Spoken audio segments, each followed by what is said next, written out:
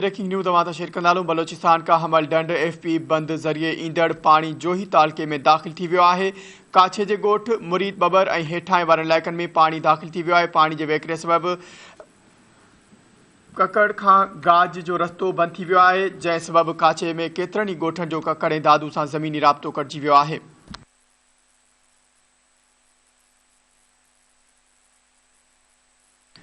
ख़बर के हवाले से नाज़रीन अवां खे आगाह कंदालूं या ब्रेकिंग न्यूज़ अवां शेयर कंदालूं। बलोचिस्तान का हमल डंड FP बंद ज़रिए ईंदड़ पानी जोही तालके में दाख़िल थी वियो आहे। काछे जे ॻोठ मुरीद बबर ऐं हेठां वारनि इलाइक़नि में पानी दाख़िल थी वियो आहे। पानी जे वहिकिरे सबबि ककड़ खां गाज जो रस्तो बंदि थी वियो आहे, जंहिं सबबि काछे केतिरनि ई ॻोठनि जो ककड़ ऐं दादू सां ज़मीनी राब्तो कटिजी वियो आहे।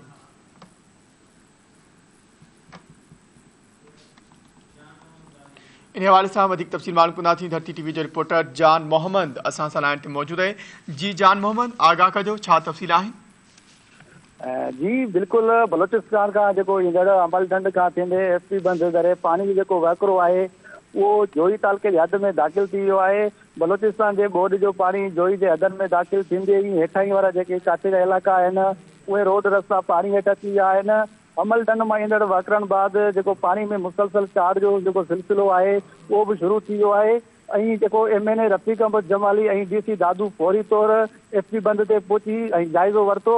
इरिगेशन अमले के हुकुम कयो तो मशीनरी घुराए बंद की निगरानी कई वञे।